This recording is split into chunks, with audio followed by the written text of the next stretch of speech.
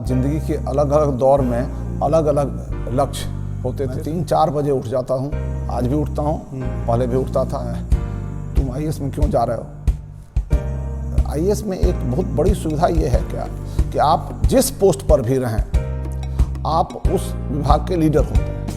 आपके विचारों से वह विभाग शासित होता है। फोर्स भी रहता था। प्रत्येक बार फसल कट्टी में वहाँ पर कुछ न कुछ बड़ी घटनाएं हो जाती। जब डिस्ट्रिक्ट मजिस्ट्रेट भी थे, एसपी भी थे, मैं एसडीओ था, मैं भी तीर लेकर के खड़े थे संथाल सताऊं कि उनसे पहले एक आधा डीएसपी भी वहाँ गए, तो उनको डीएसपी साहब को चूड़ी पहना करके भेज दिया था संथालों ने, इसलिए आप मत जाइए। मुख्यमंत्री उस समय नीतीश कुमार जी थे और उनकी इच्छा थी कि हम लोग भिखारियों के लिए कुछ काम करें। लोग ये कहते हैं कि नहीं, पैसा कमाना बुरी बात है।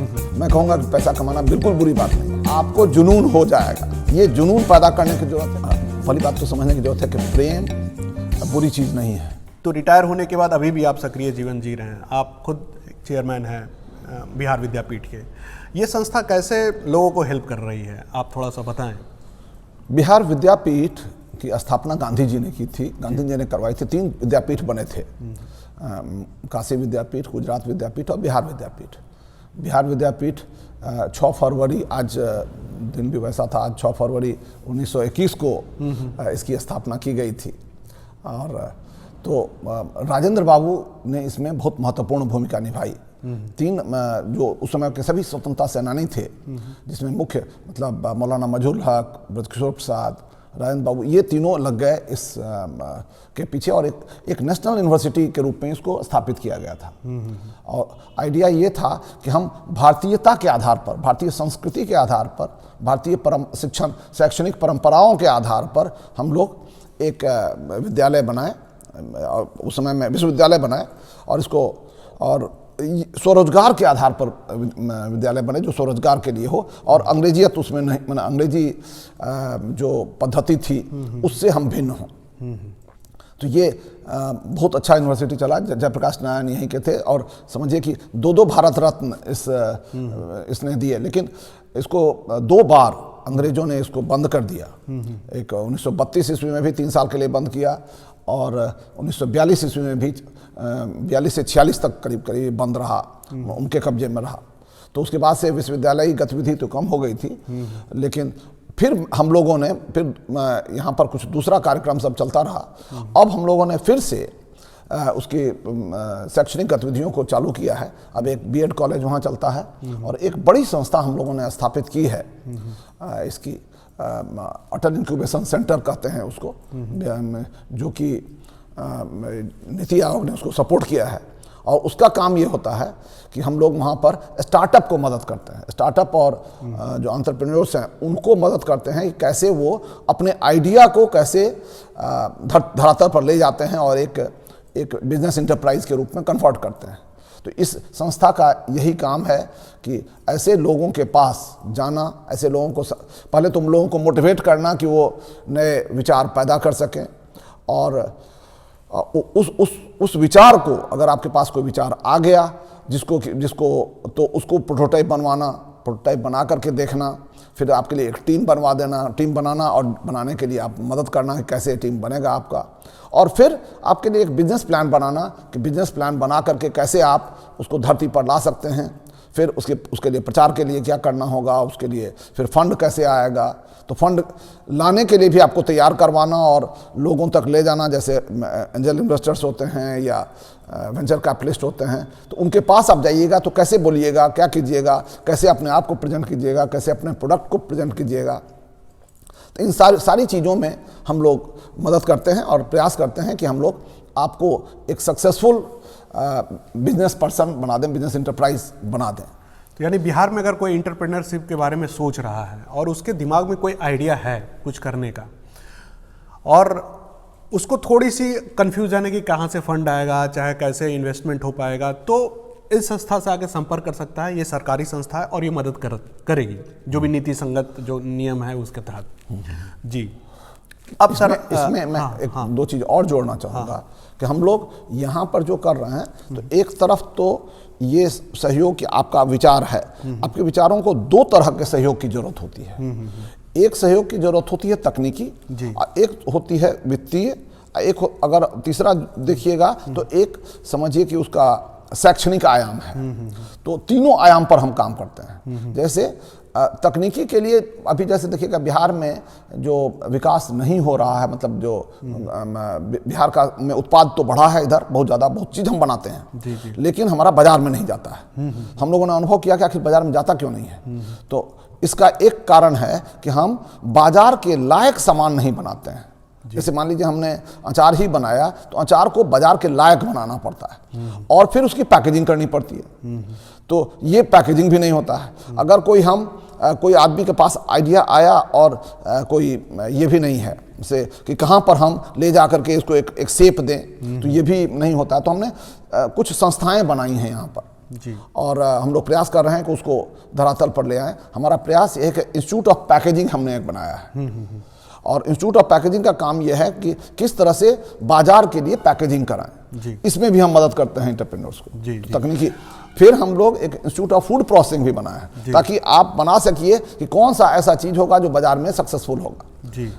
और ये मैं आपको सभी को बताना भी चाहूँगा कि कोई जरूरी नहीं है कि आप 20 चीज़ लेके जाइए। आप एक लड्डू लेके जा सकते हैं बाजार में, आप एक रोटी लेकर, पराठा लेके जा सकते हैं, ठकुआ लेके जा सकते हैं, या पिरुकिया लेके जा सकते हैं। बस एक आइटम लेके आप जा सकते हैं बाजार में और फिर बाजार को ये कर सकते हैं। तो वो कौन सा आइटम होगा, आप हमारे लैब में आकर के इसको प्रयास कर सकते हैं। और इसी तरह से तीसरा हम लोगों ने एक छोटा सा इंस्टीट्यूट और सपोर्टिव बना रहे हैं हम लोग, जो institute of media institute of marketing बना रहे हैं, जिसमें सोशल मीडिया पर हम लोग ज़्यादा फोकस करेंगे क्योंकि उसी का युग है अभी मार्केटिंग का। और चौथा एक है institute of innovative manufacturing. Innovative manufacturing का मतलब ये होता है कि अभी दुनिया में कंप्यूटर बेस्ड या 3D प्रिंटिंग बेस्ड बहुत सारे टेक्नोलॉजी आ रहे हैं जिसको कि दुनिया को बदलने की ताकत है। तो वो बिहार में अभी बहुत ज़्यादा नहीं आया है। तो हम लोग उसका एक सेंटर बना रहे हैं। उसमें आप अपने विचारों को मॉडर्न ढंग से, या जो फास्ट प्रोडक्शन का सिस्टम है, जो एक्सक्लूसिविटी डिजाइन प्रोडक्ट्स हैं, जैसे डिजाइनर पलंग कैसे बनेगा, डिजाइनर सोफ़ा कैसे बनेगा, या फर्नीचर्स कैसे आएगा, डिजाइनर डोर्स कैसे बनेंगे, ये सब चीज़ आप वहाँ बना सकेंगे। तो ये 4 सपोर्ट वो भी हम लोग देते हैं। और दूसरी तरफ हम लोग जो शैक्षणिक सपोर्ट है वो भी हम लोग देते हैं आपको समय समय पर ट्रेनिंग के रूप में। या हम लोग अब प्रयास कर रहे हैं कि रेगुलर हम एंटरप्रेन्योरशिप के लिए मॉड्यूल्स बना दें जिन्हें हम आम आदमी तक ले जा सकें। और जो देखिए, चूँकि जो बच्चे आजकल हैं वो ये सोचते हैं कि हमको नौकरी में चला जाना चाहिए, नौकरी सेफेस्ट बेट होता है। और बिहार में एक नौकरी का क्रेज है, बिहार में या भारत में भी कहिएगा, एक नौकरी का एक क्रेज है। मैं समझता हूँ अब समय आ गया है कि लोग बदलें और एंटरप्रेन्योरशिप के पास जाएं। अगर हमको देश को आगे बढ़ाना है तो देश को हमको एंटरप्रेन्योरशिप की ओर ले जाना होगा। यही गांधी जी कह रहे थे कि हमारी पढ़ाई में एंटरप्रेन्योरशिप कैसे आएगा, इस पर हमें काम करने की जरूरत है। तो ये हम लोग AIC में ऐसे शैक्षणिक मॉड्यूल बना रहे हैं जिससे कि स्कूल कॉलेज में रहते हुए बच्चे ये एंटरप्रेन्योरशिप के बारे में जान सकें, इसके तरीके के बारे में जान सकें और फिर अपनी कार्य योजना बना सकें।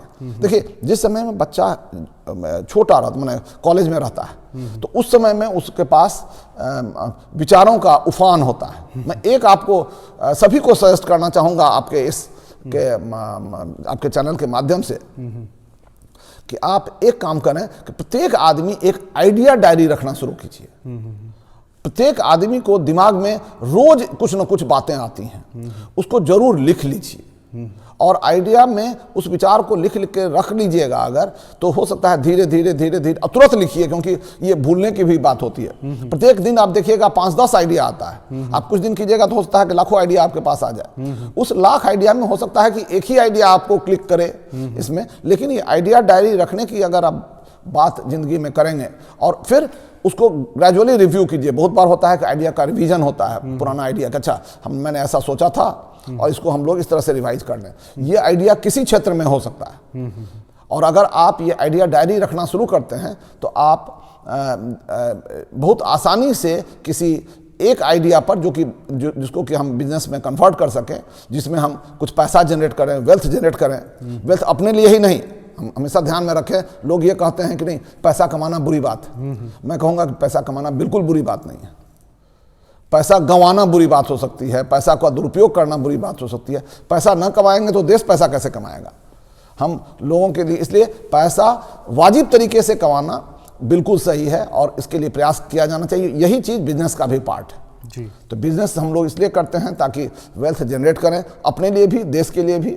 और जब सभी लोग यहाँ का युवा जब लग जाएगा वेल्थ जनरेट करने में, तो मैं समझता हूँ तभी भारत शीर्ष पर पहुँच सकता है। जी।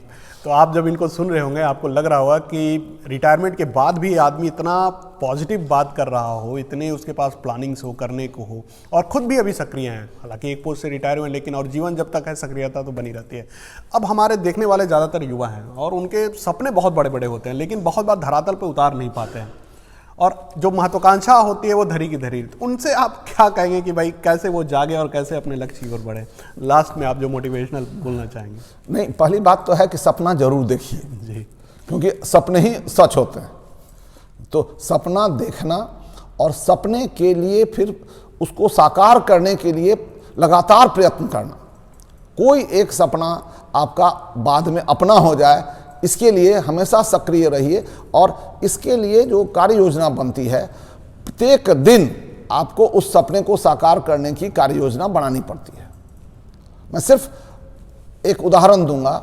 हम लोगों ने एक सपना देखा कि क्रिएटिविटी बेस्ड लर्निंग हम लोग करेंगे और इसके लिए प्रयास करेंगे। कि मैंने ये महसूस किया कि पिछले करीब 25 साल पहले की बात है, मैंने ये महसूस किया कि अगर हमको भारत को बदलना है या देश को, विश्व को बदलना है, तो क्रिएटिविटी पर काम करना होगा हमको। और ये मैंने उस समय में एक क्रिएटिव लर्निंग सिस्टम बनाया कि क्रिएटिव लर्निंग बनाया जाए, और उसके लिए हम लोग दिन रात लग गए। मैं खुद लगा, मेरी पत्नी है डॉक्टर मिथिला प्रकाश, वो लगी, मेरे बच्चे लगे। मेरे घर में आप आते तो 24 घंटा उस समय में क्रिएटिव लर्निंग की चर्चा होती थी। मैं ऑफिस का टाइम छोड़ करके, मैं तो ऑफिस में रहता था और घर में 24 घंटा इस पर चर्चा होती थी। और ये जब आपको जुनून हो जाएगा, ये जुनून पैदा करने की जरूरत है कि हम लोग एक सपने को साकार करने के लिए हम जुनूनी हो जाएंगे, और आपका माहौल भी तब आपको मदद करने लगता है कि आप कैसे वो सपना रियलाइज होगा। और देखिए, उसके चलते अभी हमारे पास स्कूल ऑफ क्रिएटिव लर्निंग हम लोगों ने एस्टैब्लिश किया और वो भी अभी काम कर रहा है। मैंने 30-40 किताबें लिखी उसी को साकार करने के लिए, और फिर उसी को आगे बढ़ाने के लिए आज मैं अटल इंक्यूबेशन सेंटर में जो कर रहे हैं, कैसे इंटरप्राइज में बदला जाए, इसके मॉड्यूल्स हम लोग डेवलप कर रहे हैं और इसके लिए हम लोगों को मदद भी कर रहे हैं। तो आपके लिए भी मैं यही अनुरोध करना चाहूँगा कि आप सपना जरूर देखिए। सपने को साकार करने के लिए प्रत्येक दिन का एक लक्ष्य होना चाहिए कि आज हम इस सपने के इस पर काम करेंगे, एक लक्ष्य रखेंगे और शाम तक उसको पूरा करने का प्रयास करेंगे। और जैसे मैंने एक लक्ष्य रखा था कि मैं प्रत्येक दिन बच्चों के लिए एक खेल बनाऊंगा, और करीब मैं एक खेल का करीब मैं समझता हूँ 5-10 साल तक मैं लगातार बनाता रहा हूँ। मेरे डायरीज़ में आपको मिल जाएंगे कि मैं रोज़ मेरी डायरी में भरा हुआ होगा खेल। और खेल ही नहीं बनाता था, मैं मैथमेटिक्स सीखने के लिए ताश बनाया, मैं भाषा सीखने के लिए ताश बनाया, मैंने विज्ञान सीखने के लिए ताश बनाया, कार्ड्स बनाया, तरह तरह के खेल डिज़ाइन किए। तो ये आपको सपना देखना होगा, सपना छोड़िए नहीं, और सपने को साकार करने के लिए निरंतर प्रयत्न करते रहिए। तो ये थे हमारे साथ बिहार के चीफ सेक्रेटरी रैंक से रिटायर्ड विजय सर, और अभी ये चेयरमैन है बिहार विद्यापीठ के। आपको ये बातचीत कैसी लगी ज़रूर बताइए कमेंट करके, और ज़रूर सीखिएगा। और बिहार में कुछ करने की सोच रहे हैं तो इनकी संस्था आपको मदद कर सकती है। तो सर बहुत धन्यवाद, आपने बहुमूल्य समय दिया और बहुत धन्यवाद। आपकी बातें लोगों को बहुत बदलाव में मददगार होगी। तो धन्यवाद दोस्तों, नमस्कार।